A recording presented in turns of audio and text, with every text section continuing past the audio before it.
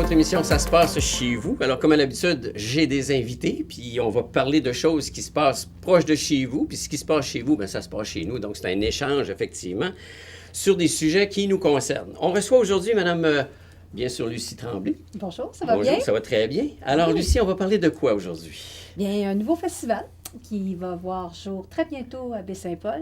Dans Charlevoix. Oui, cuisine, cinéma et confidence. Cuisine, cinéma et confidence, ça s'annonce bien, ça s'annonce bien. Certainement. Sébastien Davis. Bonjour! On le voit avec son costume. Pompier. Difficile de le dissimuler, en effet. Voilà, de Baie-Saint-Paul. Exactement. Moi, je suis venu aujourd'hui vous parler, en fait, des règles de sécurité qu'on doit avoir adoptées là, pour la venue de l'hiver. Autrement dit, donc, bien se préparer à l'hiver au niveau de la sécurité incendie.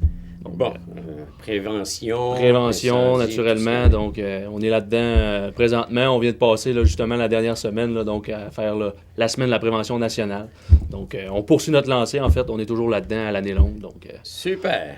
Et Lise Pilote, qui est notre présidente du conseil d'administration de TVCO. J'étais en train d'oublier qu'est-ce que je faisais ici. Voyons donc. Ah, elle est costumée. C'est dur de ne pas le savoir, hein? Oui. Donc, je viens de vous parler du Parti de l'Halloween, qui est l'activité de financement de la télécommunautaire de l'automne, puis l'activité qu'il ne faut pas manquer. Ça va être le party de l'année, semble-t-il. Oui. Ça va être suivi juste après là, avec le festival. Oui, alors, c'est la mise en bouche. Et voilà. Lucie, donc, il y a un nouveau festival qui s'en vient dans Charlevoix très bientôt. 3, 4, 5 novembre. C'est très bientôt. Exactement. Et voilà. Puis là, on parle de cuisine. Les papillons commencent. Là, c'est la nervosité, surtout quand on est dans l'organisation, puis ainsi de suite. Comment est venue l'idée de dire, tiens, il y a comme un manque à quelque part dans Charlevoix, puis on va créer un nouveau festival qui s'appelle effectivement Cuisine, cinéma et confidence. Ben, à l'origine, il y a eu un film que j'ai produit, Le Nez, un documentaire de Kim Nguyen, qui parlait, là, et qui sera justement à l'affiche cette année au festival, et qui traite de l'importance de l'odorat dans nos vies, et puis évidemment au niveau de l'alimentation, dégustation, hein, quand on sait bien, hein, quand on est grippé, il n'y a rien qui goûte. C'est pas appétissant. C'est fait. Donc, et avec ce documentaire-là, j'ai eu l'opportunité de présenter le film dans différents festivals, qu'est-ce qu'on appelle des Food Film Festivals. Ouais. Et puis, justement, mon Dieu, que c'était tellement agréable, les salles étaient pleines, puis c'était une combinaison, justement, de films reliés à la gastronomie ou l'alimentation avec des chefs invités, que là, j'ai gardé ça comme en arrière de ma tête en disant « Oh, un jour, ça serait bien plaisant d'en partir un ici au Québec. » Après ça, il y a eu une rencontre avec Jean Soulard. Chef de renommée connu dans la province. Un être tout à fait délicieux, puis agréable à travailler avec. Et puis, on avait le goût de travailler ensemble. Quand on a dit, mais pourquoi qu'on ne mettrait pas ensemble nos passions communes pour le cinéma, pour la bouffe, l'alimentation, la gastronomie. Et le troisième élément, évidemment, c'était la région. Et c'était Charlevoix. Pour nous deux, c'était comme un automatisme. C'était la place où implanter ce festival-là, ici au Québec. On connaît, hein, évidemment, toute la qualité des produits du terroir qu'on a ici. Il y a une espèce de passion, de recherche d'excellence. On met ces trois ingrédients-là ensemble, puis ça fait que le festival Cuisine, Cinéma et Confidence est né. Et voilà, un nouveau né. Oui. Donc, c'est une première dans Charlevoix. Oui, mais une première au Québec. Au Québec en plus. Mm-hmm. Oh, on est privilégiés, là. Oui. Ça va se passer à quel endroit principalement? Parce que là, si on parle de cuisine, il va falloir cuisiner. Si on parle de cinéma, il va falloir présenter des films. Ben, il y a des ateliers, il y a évidemment des repas. Donc, ça va avoir lieu essentiellement dans 2 lieux. Donc, il y a l'Hôtel Germain. Okay. Et il y a également la Maison Mère, qui va y avoir autant des présentations de films, des ateliers. À la Maison Mère, entre autres, on organise une librairie gourmande qui va être là pour 3 jours, où est-ce que les gens vont pouvoir... Des livres de recettes?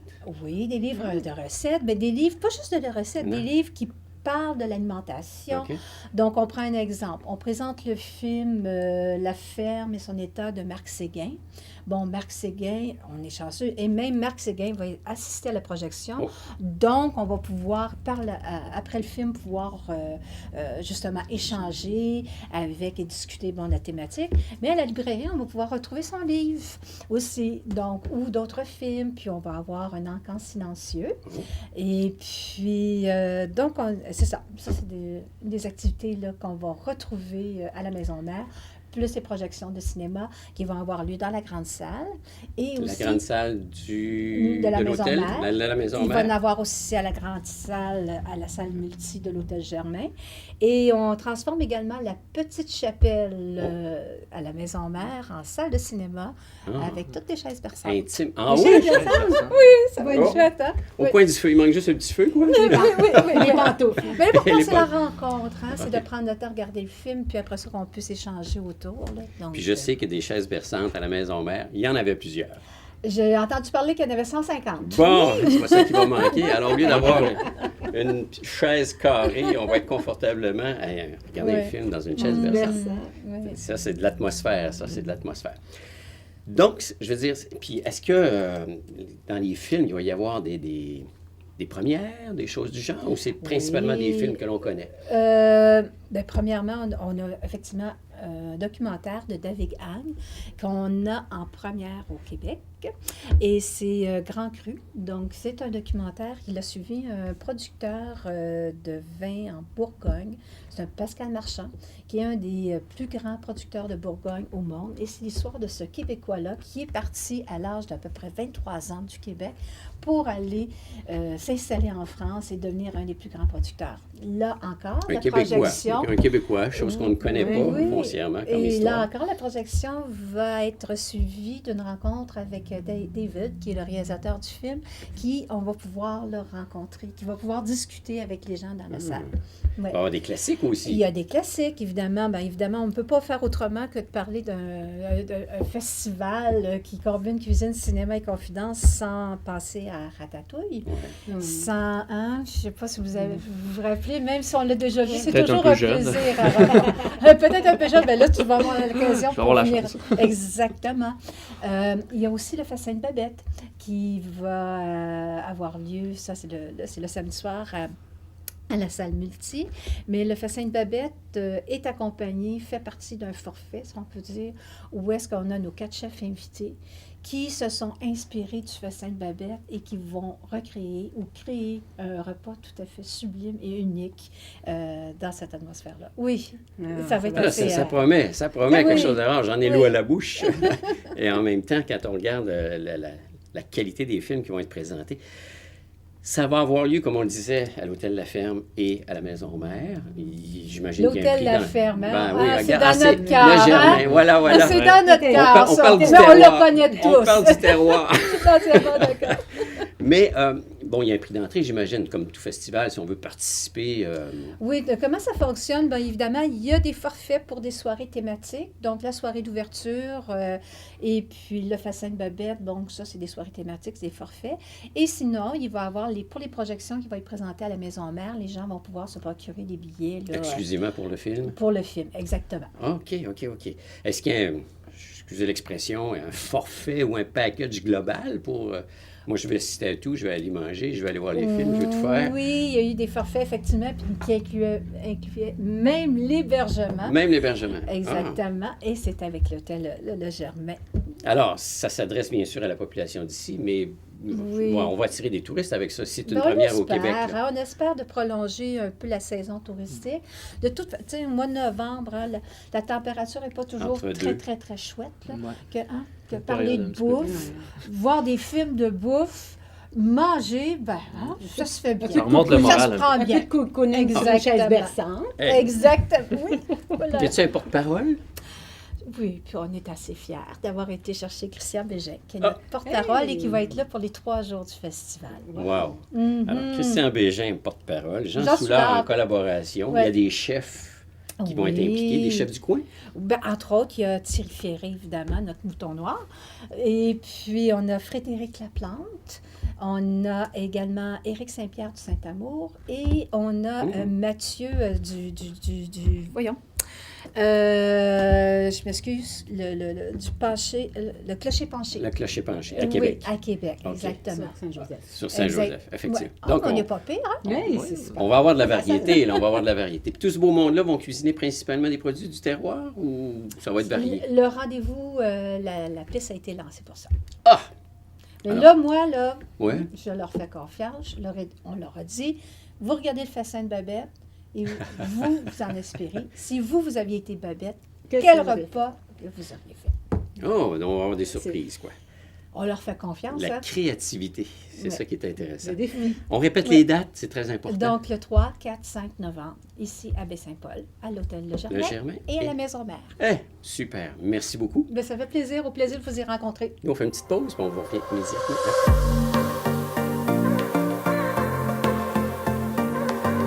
Premiumbeat.com.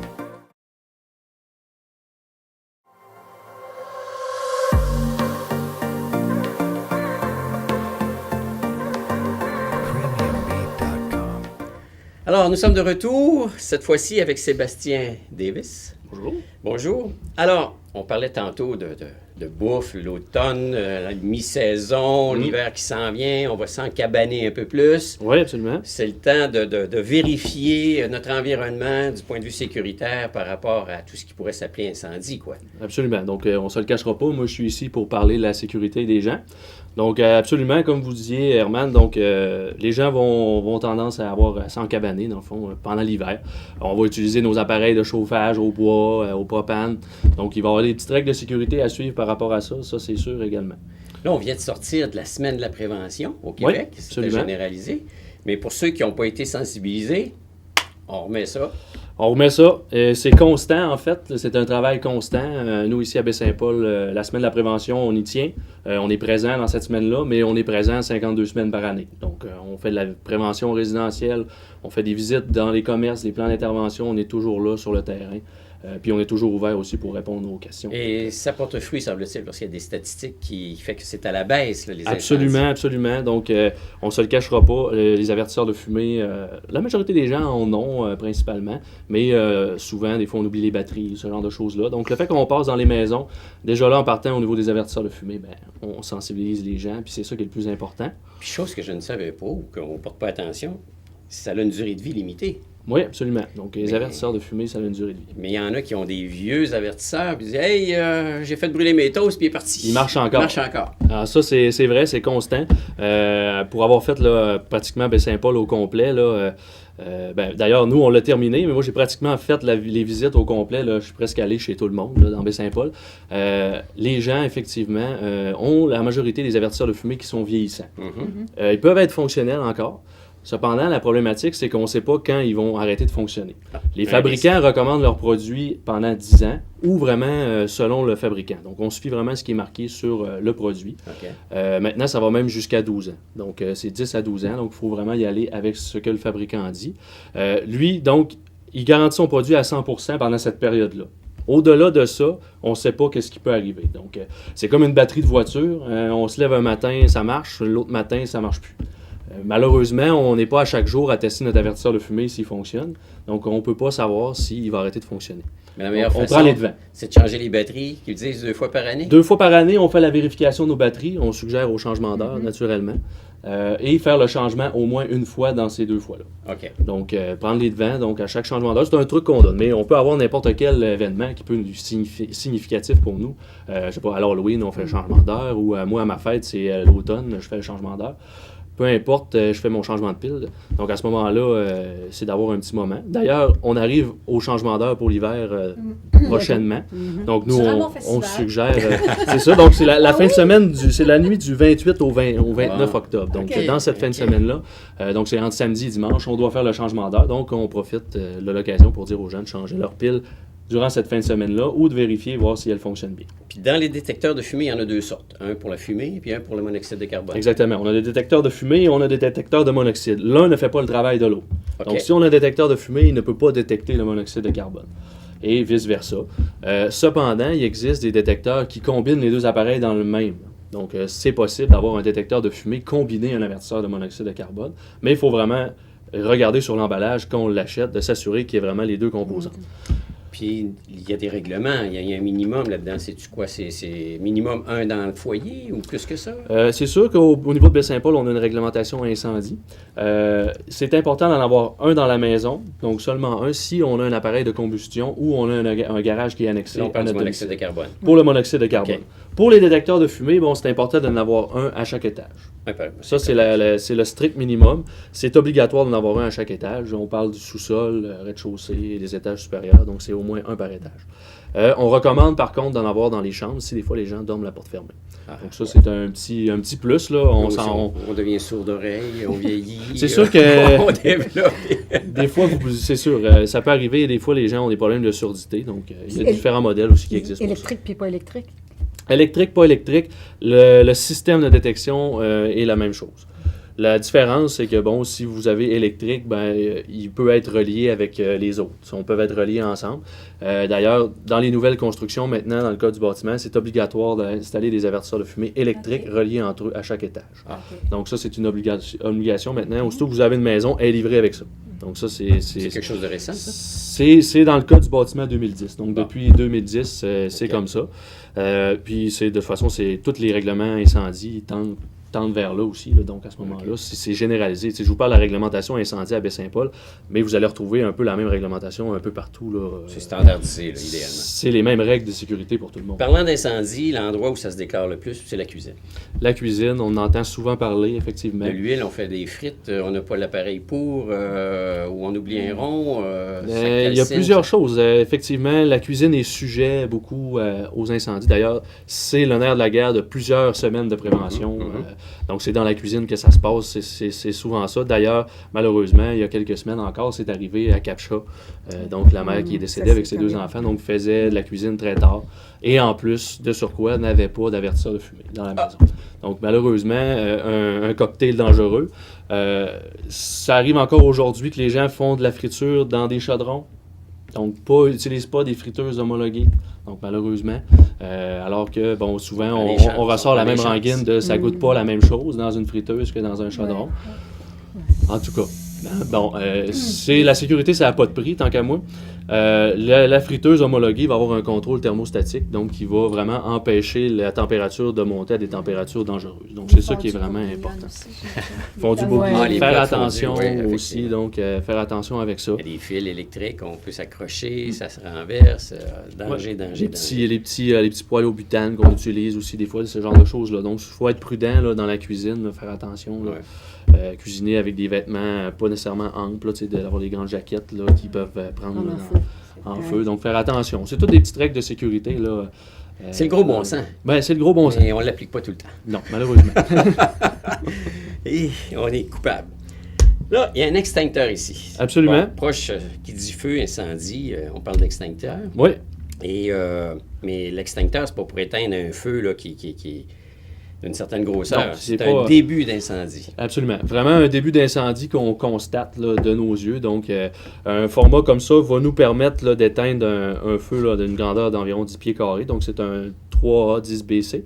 Donc, à ce moment-là, ça, c'est nous ce qu'on recommande d'avoir dans la réglementation incendie. Donc, ça, c'est obligatoire d'avoir un modèle comme celui-là si on a un appareil de combustion dans la maison. Donc, pour la bois, Pour le bois, foyer au pour le propane, combustion. etc. Donc, c'est obligatoire d'en avoir un. Si vous n'avez pas d'appareil de combustion, c'est pas obligatoire. Par contre, on suggère fortement aux gens d'en avoir quand même. Donc, on parlait tantôt des feux de cuisson, ce genre de choses-là dans la cuisine. Donc, ça peut faire le travail également pour ça. Donc, ces modèles-là, comme vous disiez, Herman, donc c'est à utiliser seulement si on constate vraiment un début d'incendie. Ça a une portée limitée. Si vous allez utiliser ça, ça prend même pas une minute de vider ça. Là. Donc, c'est une question d'une trentaine de secondes. C'est de là. la poudre. Absolument. C'est une poudre polyvalente. Il y a une façon de l'utiliser, par contre. Il y a une façon de l'utiliser.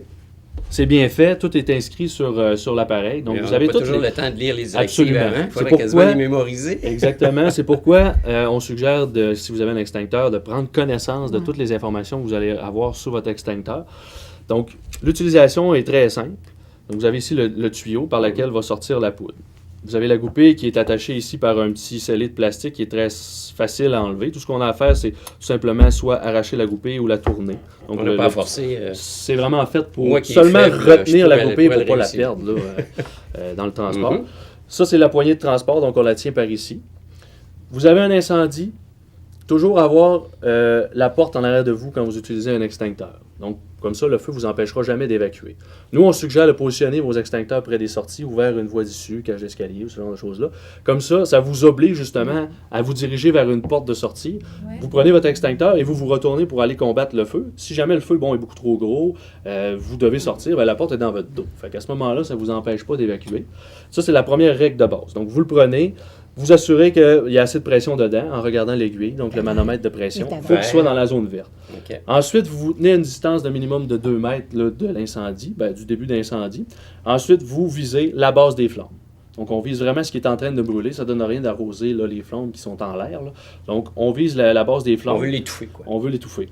On donne un coup, on le start à côté du feu pour ne pas donner un apport d'air nécessairement au feu, donc pour pas, parce que ça a quand même une certaine propulsion. Là. Donc, on l'essaye à côté, fonctionne parfait, on se ramène vers la base des flammes et on commence à arroser en faisant un mouvement de va-et-vient et on approche tranquillement jusqu'à compléter l'extinction.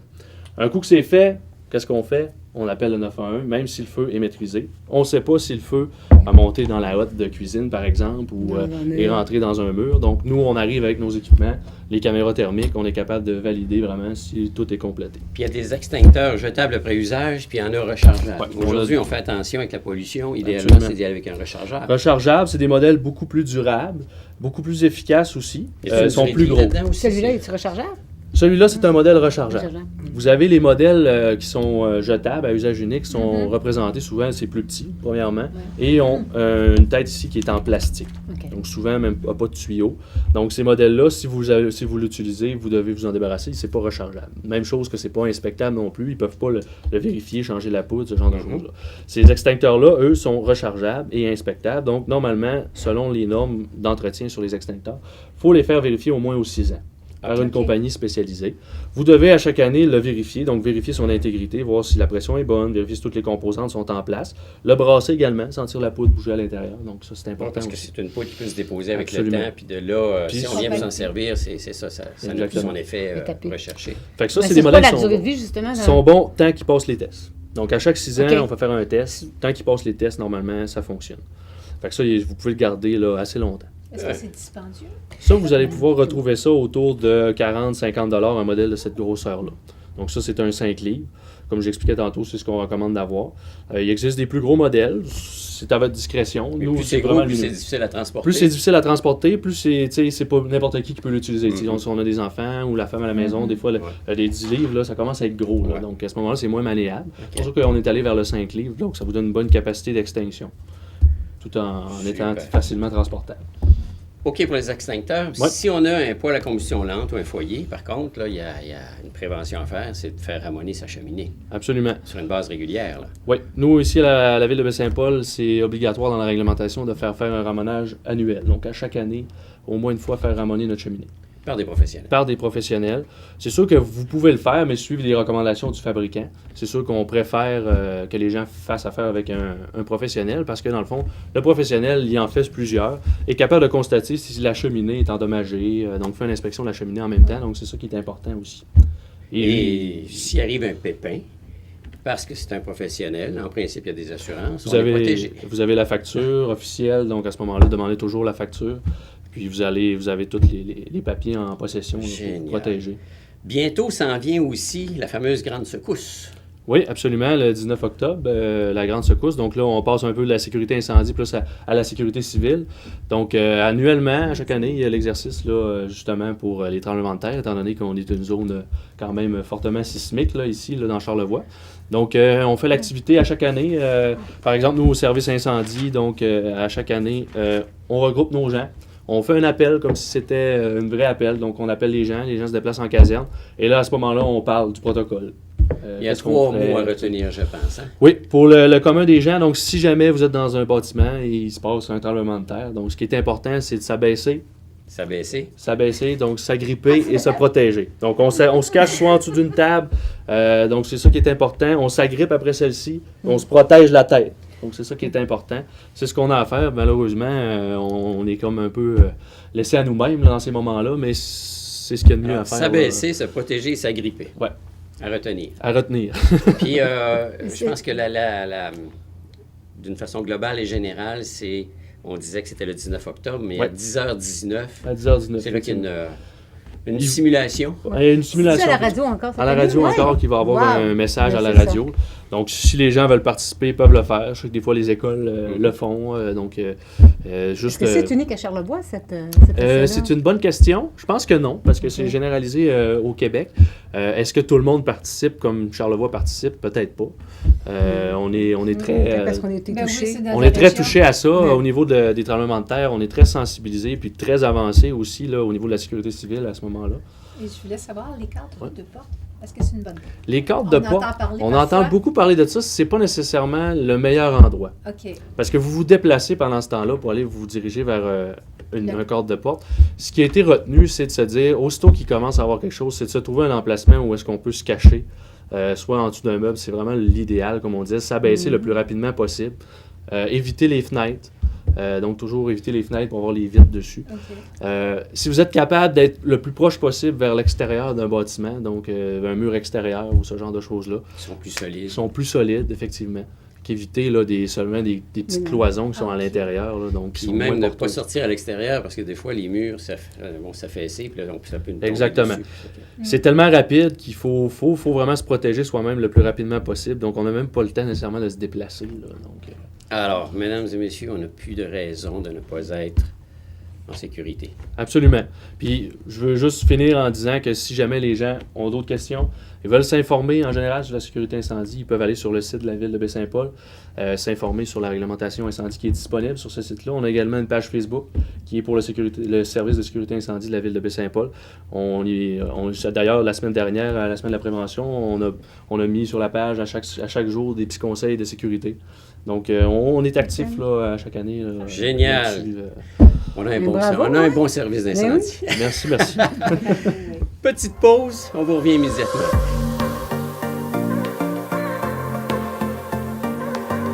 Premiumbeat.com.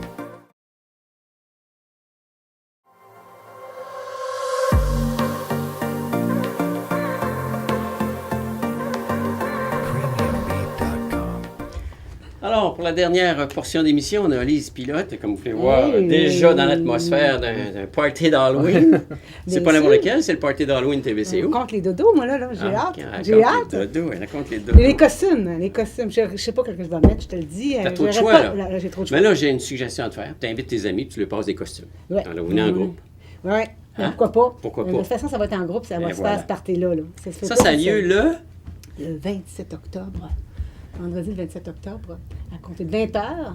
Et c'est au sous-sol de l'église de De Baie-Saint-Paul. Baie-Saint-Paul. Comme l'an dernier, d'ailleurs. Et voilà.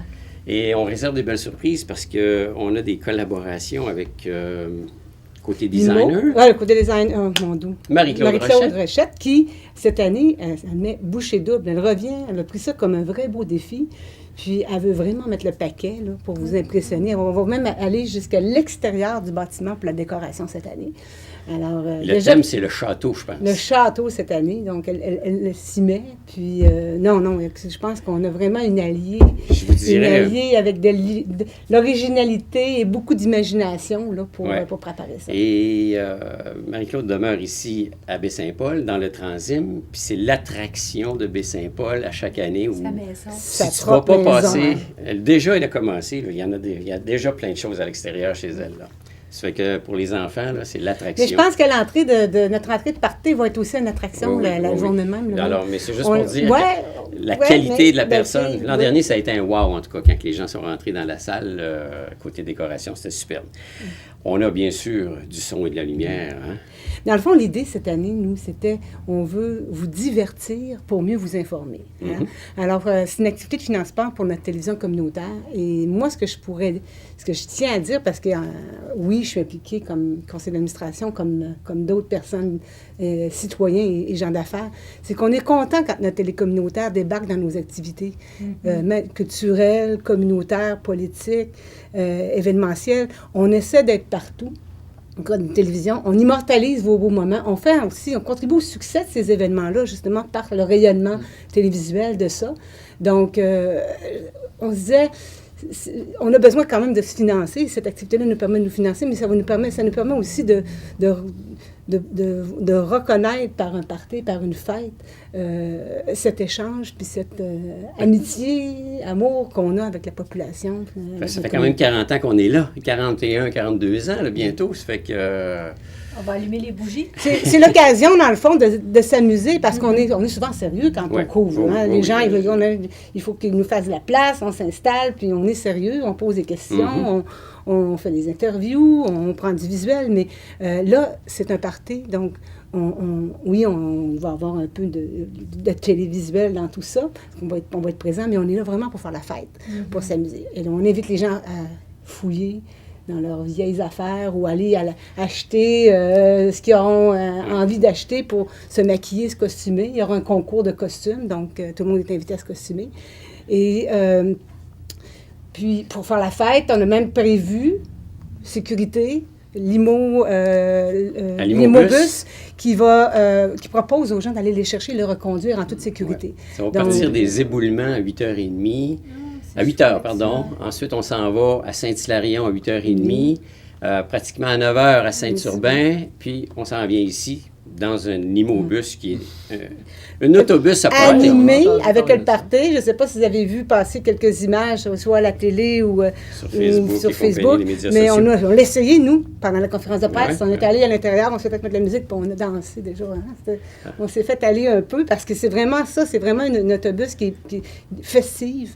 Puis, nous, ce qu'on trouve de toute façon, ce qui est génial, c'est que ça va vous permettre de prolonger votre soirée. Vous n'aurez pas à vous en faire. Vous avez envie de prendre un petit verre de plus, vous pourrez le faire. On peut aller vous reconduire par après, effectivement. Puis c'est la beauté d'un autobus. Vous pouvez embarquer en groupe. Ben oui. Alors, au lieu d'être tout seul, on se donne rendez-vous, 5-6 personnes à la maison, on se costume, on se déguise, on se maquille. L'autobus s'en vient, on embarque, on s'en va au party. Puis on continue de danser dans le bus. On commence on se réchauffe en partant. On se met dans puis on l'ambiance. continue de danser au retour à la maison. Ça va être parfait. L'an dernier, je dois dire, 99,9% des gens sont venus costumés, déguisés. C'était un succès phénoménal. Qui était le point 1? Hein? Qui était le point 1? Ah! D'ailleurs, on a mis des photos de l'an dernier sur la nouvelle page Facebook. Donc, j'invite tout le monde à aller aimer, à cliquer, à aller aimer cette page-là. C'est une page exceptionnelle pour le party. Et alors, on a commencé à l'alimenter avec les photos de l'an dernier. Mais là, plus ça va aller, on vous met des petites capsules, on va vous informer. Et pendant la soirée, on va diffuser aussi des images. Et le lendemain, sur le lendemain, là, pour immortaliser ce moment-là. Donc, on invite tout le monde à aller cliquer « J'aime », aimer cette page-là. Oui, et on invite tout le monde, bien entendu, à se procurer son billet. Parce que là, vous savez que le décompte des billets est à veille de se faire. C'est limité comme nombre de places. On a autour de 300. 270. Même pas 300 personnes qui peuvent venir à ce party-là. Là, c'est pas beaucoup pour un vrai party d'ambiance. Là, ça prend Vous êtes VIP quand vous venez. Et c'est combien? 20 $ le billet. Ouais. Alors, puis 20 $ qui contribuent, comme je vous disais, au projet de la télévision communautaire. Et il va nous permettre aussi, parce que oui, dans la dernière année, comme on a fait la dernière grosse campagne qu'on a faite, on a réussi on a atteint les objectifs pour se procurer éventuellement les nouveaux équipements pour l'HD. Mais là, cette fois-ci, on veut prendre ces sous-là pour préparer notre déménagement, parce que vous savez qu'on n'est pas ici pour toujours. Là. L'hôpital va être démoli. Saint-Paul va être démoli. Alors là, bientôt d'ailleurs. L'ultimatum. Alors, c'est sûr qu'on va avoir besoin d'un peu de sous pour faire ce déménagement-là et s'installer ailleurs. Donc, voilà. Ah oui, ça va nous aider à s'installer tout simplement, puis de pouvoir accueillir davantage les gens qui voudront effectivement venir en studio comme ici. Alors, ça se passe. C'est un beau projet. Je crois que c'est un beau projet. Puis écoutez, c'est le thème en l'automne. Oui. C'est le décompte, je vous le dis. Là. On compte les journées. Bientôt, on les dodo. Une minute à la dernière. Alors, on va déjà danser le matin. Ça s'en vient vite. Ça s'en vient très vite. Alors, vous êtes invités officiellement. Merci. Merci, Lise. De rien. Alors, petite pause, puis on revient avec la conclusion de l'émission.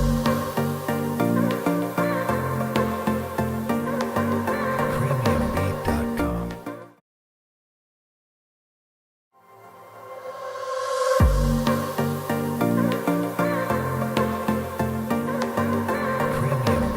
Premiumbeat.com. Alors, comme à toutes les émissions, avec nos invités, on fait un petit tour de table pour connaître foncièrement leur coup de cœur ou un saviez-vous qu'il y a des choses qui se passent dans la région.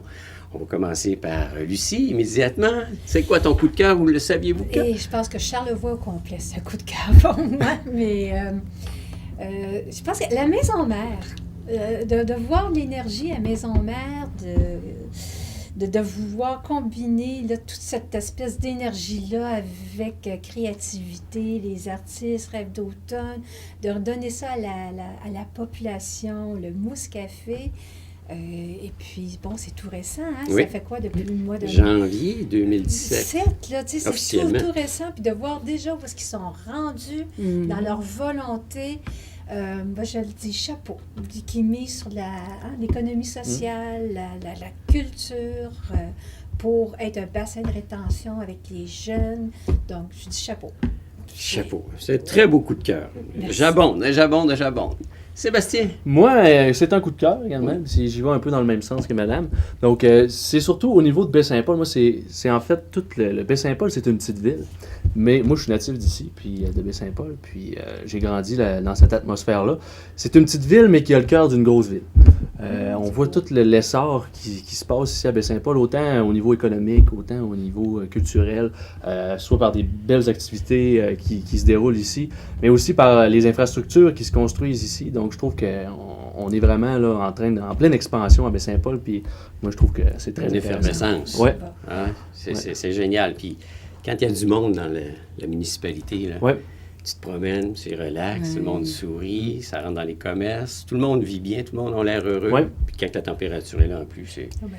Oui. Ah. Très bel automne. On est gâtés. Merci.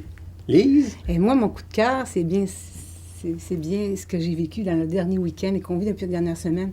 Oui, il y a les artistes, mais c'est ainsi, c'est les photographes qui se font aller. Et il y a des photos sur Facebook magnifiques sur les couleurs de Charlevoix.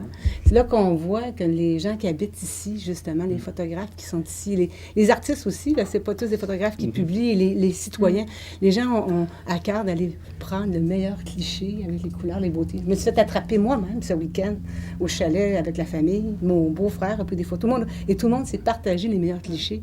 Et je trouve que c'est représentatif de pourquoi on aime tant être ici. Les couleurs, la lumière et tout Un ça. paysage très inspirant. J'étais au bout du quai à Petite-Rivière-Saint-François, justement, dimanche. Il y avait une famille complète qui était au bout du quai, puis ça prenait des photos, mais de famille, là, sur le Oui, bout oui. du quai. J'ai trouvé ça Avec les génial. couleurs. Écoute, c'est Yeah. magnifique. Ah, ouais. Fait que c'est ce qui complète aussi votre festival, parce que oui, il y a le goût, la bonne bouffe, le cinéma, bien entendu, le plaisir de la table. Mais en plus, vous faites ça dans un lieu où ce que les gens, pour se rendre, voir du cinéma, ben, vont avoir la chance de voir ces beaux paysages. Ouais. Rapidement, on répète les dates du 3, festival. 4, 5 novembre. OK, puis le party? Le 27 octobre. Présentation de Kia Charlevoix, mesdames et messieurs. Il fallait le Ouais, mentionner, c'est notre oui, bien présentateur sûr. officiel. Alors, merci beaucoup à vous tous. Merci. Merci. Et puis, quant à nous, on se donne rendez-vous très bientôt pour une autre émission. Ça se passe chez nous. Au revoir.